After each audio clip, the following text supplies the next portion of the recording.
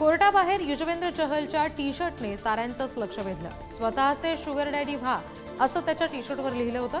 क्रिकेटपटू युजवेंद्र चहल आणि धनश्री वर्मा यांचा घटस्फोट झालाय. दोघंही कायदेशीररित्या वेगळे झाले आणि या निकालावेळी चहलनं घातलेला टी शर्ट सध्या चर्चेत आहे. कोलकाता नाईट रायडर्स आणि लखनौ सुपर जायंट्स यांच्यातील सामना आता कोलकात्याहून गुवाहाटीला हलवण्यात आलाय. 6 एप्रिलला रामनवमी असल्यामुळे पोलिसांनी सुरक्षा देण्यास नकार दिला आणि ठिकाण बदललंय. त्यामुळे गेल्या वर्षीही रामनवमीमुळे सामन्याचं ठिकाण बदलण्यात आलेलं होतं. यंदाही तोच निर्णय घेतला गेला. IPL 2025च्या उद्घाटन सोहळ्यामध्ये पाऊस पडण्याची शक्यता आहे. कोलकात्यामध्ये हवामान खात्यानं ऑरेंज अलर्ट जारी केलाय.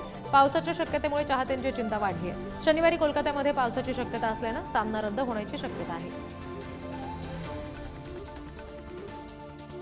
अर्जुन तेंडुलकरला या IPLच्या पहिल्या सामन्यामध्ये खेळण्याची संधी मिळण्याची शक्यता आहे. बुमराह IPLच्या सुरुवातीच्या सामन्यामध्ये खेळणार नाहीये. त्यामुळे वेगवान गोलंदाजीची जबाबदारी ट्रेंट बोल्ट आणि दीपक चहरच्या खांद्यावर असणार आहे. तर अर्जुन तेंडुलकरला सुद्धा यामध्ये संधी मिळू शकते.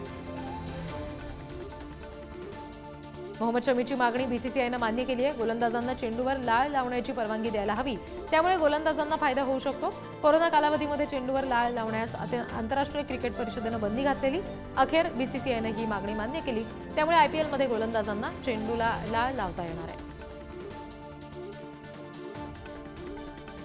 चॅम्पियन्स ट्रॉफी जिंकणाऱ्या टीम इंडियाला 58 कोटींचं रोख बक्षीस दिलं जाणार आहे. याबाबत BCCIनं हे बक्षीस जाहीर केलंय आणि ही रक्कम संघातील सर्व खेळाडू, प्रशिक्षक आणि सहाय्यक कर्मचाऱ्यांमध्ये वाटली जाणार आहे.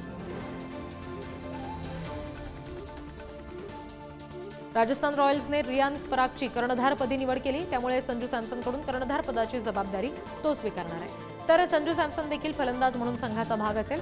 राजस्थान रॉयल्सचा पहिला सामना सनरायझर्स हैदराबाद सोबत होणार आहे.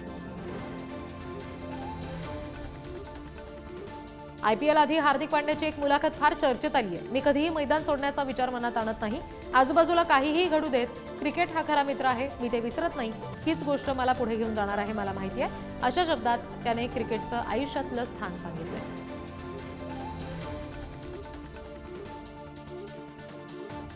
ICCच्या T20 क्रमवारीमध्ये पाकिस्तानचा क्रिकेटर बाबर आझम फलंदाजांच्या क्रमवारीमध्ये टॉप 10 मधून बाहेर पडण्याच्या उंबरठ्यावर आहे. पाकिस्तानचा संघ न्यूझीलंड दौऱ्यावर 5 सामन्यांची T20 मालिका खेळतोय. या मालिकेमध्ये बाबर आझमला संघात स्थान मिळालं नव्हतं.